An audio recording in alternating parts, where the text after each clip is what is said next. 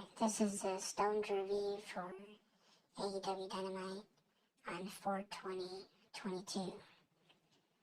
Okay, first match, CM Punk versus Dustin Rhodes. I really enjoyed that match. And by the way, I just finished watching the episode and now I'm reviewing it. So, CM Punk, Dustin Rhodes, really enjoyed that match. Dustin Rhodes is one of my favorites. It was a very technical match. Definitely very cool, and obviously the right person went with CM Punk, and yeah, it was just nice, good, solid match. And then there was, I believe, Wardlow versus the Butcher came next, and that was great. Really loving this Wardlow storyline, pushing him forward, really building him up as this unstoppable beast. And Butcher's one of my favorites also, so they delivered a really great, hard-hitting match. Definitely enjoyed that one. Then there was also Hook's Dynamite debut, which is actually, it was a solid match. Of course, Hook won against someone I didn't recognize.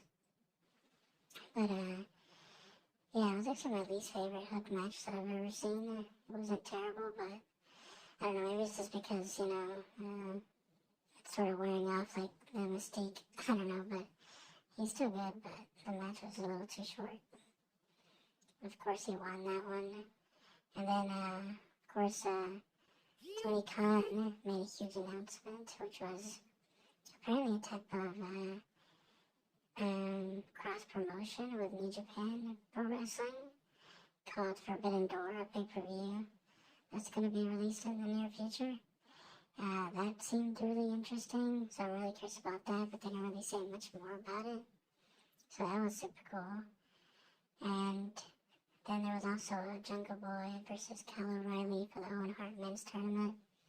And I've never really seen Kyle O'Reilly at all before AEW, and I watch NXT.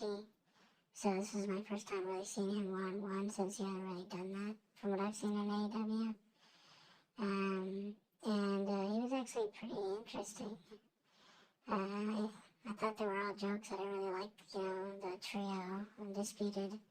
But I liked his wrestling style. And he actually won the match, so I guess we'll see what happens with them. And then there was Britt Baker versus Danielle Camella. And of course, it's Britt Baker's hometown, so it was just, I don't know, really ridiculous. I'm not a fan of Britt Baker. And the whole Pittsburgh thing is, I don't know, I don't get it. But yeah, so of course she won. And yeah, that was about it for that.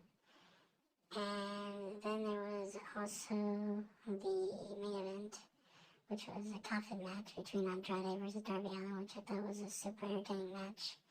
It did turn into sort of a big mess because Sting got involved, and also the Blade, and I think some other people, Mark Quinn. But yeah,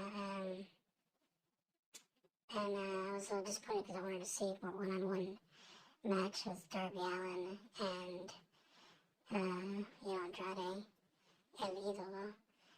And, yeah, I thought it was just going to turn into just a big brawl, which is fine, but, and we also had, Sting jumping off, the ledge again, which is insane. And, yeah, I just thought, okay, well, this is cool, but I want to see more of a one-on-one match. But then at the end, towards the end, it turns back into a one-on-one match, just out of nowhere. And it was a very solid match, super entertaining with the coffin match stipulation. Just really enjoyed it. I think it was the first coffin match. No, I think this was the second in AEW. But I really enjoyed it. They had thumbtacks based on the top, which is ridiculous. And yeah, it was just a really good, realistic match because Andrade was basically beating Darby the whole time. And then, as usual, Darby's perseverance and, strong will brought him the victory. So, yeah, that was pretty cool. And then, for some reason the Hardys came out. I'm not sure why, I don't know. I'm probably forgetting some storyline, but yeah, it was an incredible Dynamite. I would give it probably 9.5. Super amazing.